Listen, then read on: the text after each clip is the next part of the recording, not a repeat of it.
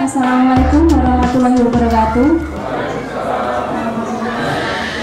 Saya ucapkan terima kasih atas kesempatannya untuk memberikan sedikit pengetahuan atau istilahnya saya bukan menggurui di sini, tapi kita tukar pengalaman atau tukar karir. Jadi saya punya materi dan panjenengan mungkin punya pengalaman sendiri. Nanti kita bisa sharing apa yang menjadi permasalahan panjenengan. Terus ini langsung saja, kebetulan bahan utamanya kotoran kambing ya Pak. Jadi sebenarnya pupuk kompos atau pupuk kandang itu tidak pasti bahannya, maksudnya bisa diganti bahan pokok utamanya. Misalnya di lingkungan jenengan banyak kotoran sapi, nah itu nanti bisa dibikin kompos dengan bahan utama kotoran sapi. Kalau bahan utama yang banyak di lingkungan jenengan itu kotoran kambing, bisa juga diganti dengan kotoran kambing. Tapi untuk kotoran ayam yang banyak, biasanya saking peternakan ya Pak, saking kandang ayam itu lebih disarankan untuk dijadikan sekam bakar atau untuk dibakar, karena kalau dikomposkan itu kurang efektif dari segi ketersediaan unsur haranya. Selain itu untuk yang pertama manfaat atau fungsi dari pupuk kompos sudah mungkin panjenengan sampai ngertos dulu ya Pak, mungkin sudah umum lah ya. Tapi untuk permasalahan sekarang ini kan masalah jenengan saat ini kan penurunan hasil ya, apa pengurangan produksi, terus namanya itu serangan hama, penyakit tinggi. Nah itu salah satu faktor utamanya itu tanah. Terus tanah itu kalau sehat, kalau bagus itu mendukung sekali pertumbuhan tanaman. Jadi istilahnya kan lingkungan itu kalau sehat, kalau bagus pasti manusianya atau penduduknya di sehat-sehat Pak. Nah itulah jika tanaman itu sehat, itu nanti serangan hama penyakit itu bisa ingat Pak, ada menungsa itu sama divaksin ya Pak ya, sama diimunisasi. Jadi itu ketahanan tubuh tanamannya itu lebih kuat kalau tanah atau kondisi lingkungannya itu juga bagus. Selain itu kondisi tanah sekarang itu sampun apa nggih Pak? Sampun kahat kalau sampun jenuh akan unsur kimia. Sekarang ngeten mawon, jenengan pun bertani berapa puluh tahun sih Pak? Berapa puluh tahun? Minimal 20 tahun apa nggih? Selama 25 tahun itu jenengan pakai kimia terus napa enten sing ngangge kompos napa wis pokoke tak kimia terus?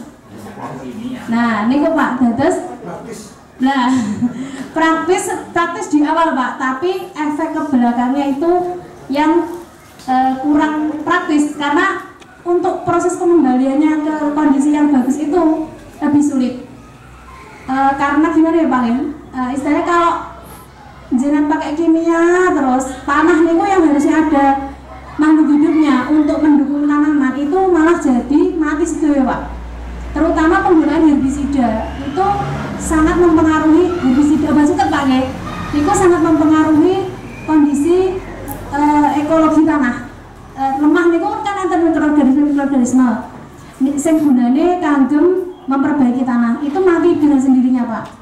Nah selain itu untuk memperbaiki tekstur atau struktur tanah, lemah niku kan mboten ndut Pak sebenarnya, ada pasirnya, ada liatnya, ada bahan organiknya.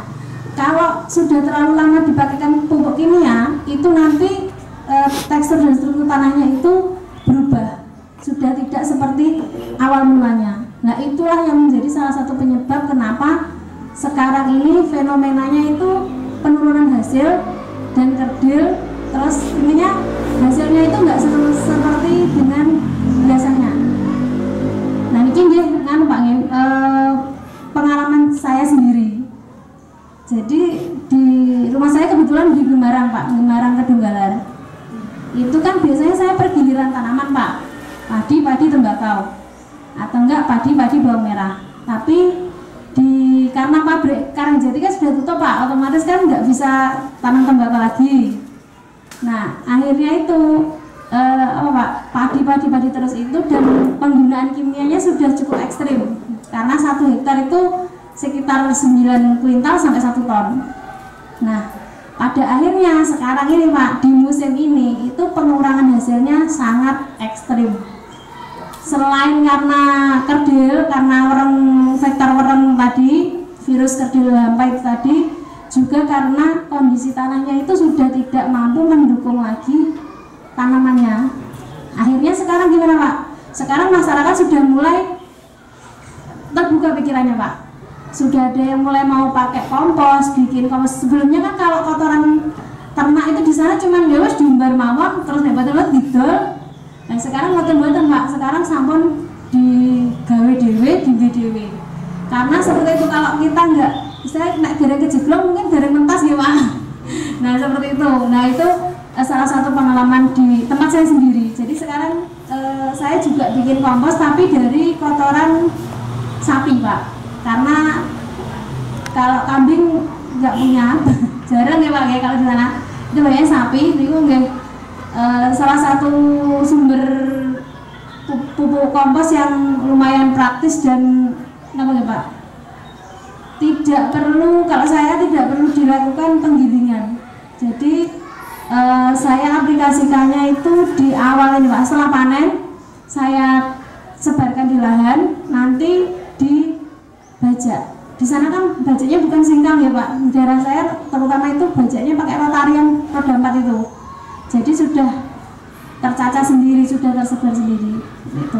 Terus sebenarnya Pak, selain pupuk kompos atau pupuk kandang, di era sekarang zaman saat ini Pak, itu sudah banyak sekali inovasi-inovasi teknologi pertanian ramah lingkungan berkelanjutan yang mungkin panjenengan mungkin sudah tahu, tapi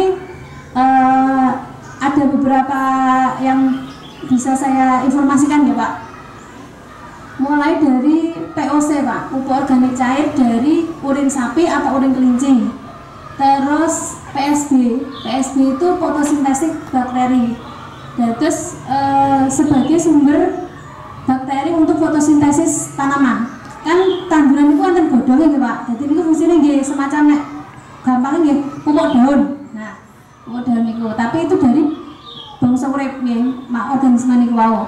Terus ada lagi apa niku jakaba. Kalau jakaba itu apa nggih Pak nggih? Jakaba itu jamur untuk bisa untuk tanaman, semacam imunitas tanaman, juga bisa untuk tanah juga. Selain itu mol, sampun pernah mireng mol Pak? Mol itu mikroorganisme lokal. Ya, mikroorganisme lokal itu saged didamel sing paling gampang saking bonggol pisang.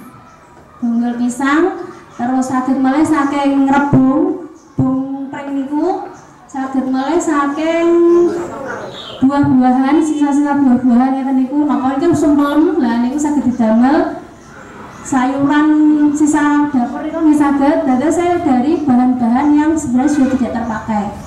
Terus selain niku dados mboten jenis organik niku mboten namung pupuk kandang niki mawon nggih Pak. Dados ada banyak produk-produk atau item-item lindune sing mungkin dereng ngetren ya, dereng ngetren nek sekarang pupuk kompos kan mungkin hampir semua orang sampun ngertos. Nggih niku.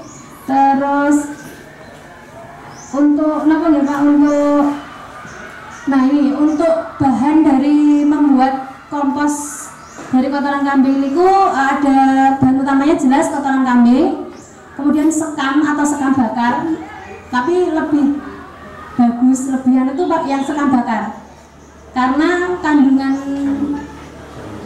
K-nya tinggi Pak, kalinya tinggi. Terus selain itu pakai EM4 atau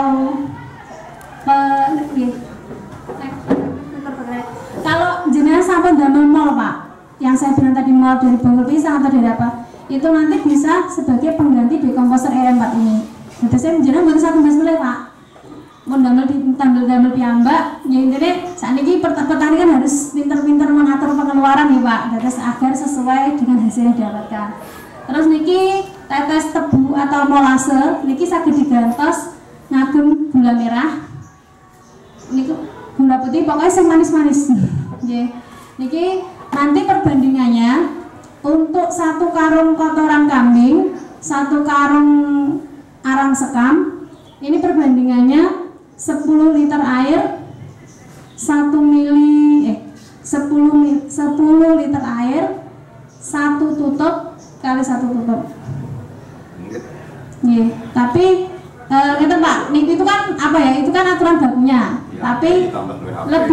kebanyakan mboten enten efeknya, maksudnya karena ini kan organik, ini bukan bahan kimia. Kecuali kalau kimia kan harus nek kaken kobong atau gosong. Tapi kalau ini jadi tidak ada efeknya, yang efek buruknya nggak ada. Cuman ngirit mawon apa?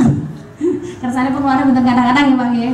Niku terus nanti dicampur atau diaduk, kemudian dibikin gundukan atau perbuatan dados diunduk-unduk atau Pak nggih. Diunduk-unduk niku tingginya sekitar 50 cm. Nggih, dados setelah niku ditutup, diperam. Nah, nanti proses fermentasinya itu sedikit lebih lama daripada kotoran sapi karena untuk merubah butir-butiran niku Bapak lah didangu Pak, buat benten kali kotoran sapi sing bentuknya ngeten niku. Karena butiran itu susah pecah kali pripun nggih Pak? Carane dia merubah itu sulit. Tapi kalau sebenarnya dalam waktu 5 minggu niku sampun jadi, sampun dikatakan dados. Cuman mungkin perubahan fisiknya belum. Itu kalau mau biar berubah buat butiran digiling, harus digiling atau dihancurkan. Terus sing poin penting ya Pak nggih.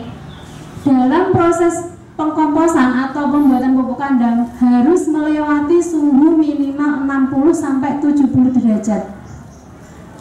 Dados kedah panas Pak. Niku nek tangan dilebeti teng gundukan niku pun panas. Niku tujuannya napa kagem membunuh nggih, mateni bakteri-bakteri kalih Pak. Biji gulma nggih, biji suket niku lho Pak. Makanya kadang-kadang petani sing mau tak kayak kompos tambah suket ora goro-goro. Nah niku karena tidak diolah Pak. Kebanyakan tidak diolah. Salah satu tahapannya itu gini, mencapai suhu minimal 70 derajat baru setelah ngomong enten suket tapi nggak separah kalau nggak difermentasi Pak. Jadi tujuan difermentasi itu Pak untuk menghilangkan atau mengurangi bakteri-bakteri yang buruk, bakteri jahat.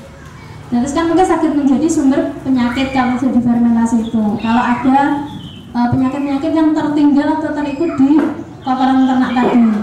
Terus setelah fermentasi itu diaduk Pak, diulat oleh setiap 3 hari. Jadi seminggu 2 kali. 1 kali Pak, 1 kali atau 2 kali ya, seminggu 2 kali 3 hari.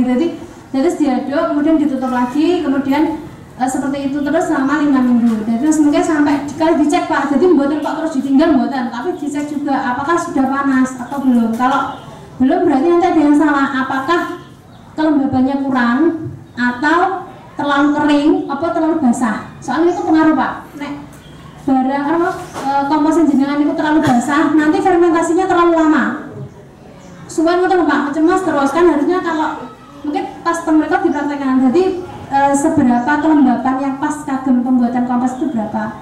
Soalnya mungkin nek mboten didemek mboten ngetos. Misalnya ada teorinya atau Bapak ada prakteknya juga. Jadi saya niki niku mawon saking kula mungkin tanya jawab monggo kali diskusi napa sing badhe didiskusikan. Cekap semanten saking kula matur suwun. Wassalamualaikum warahmatullahi wabarakatuh.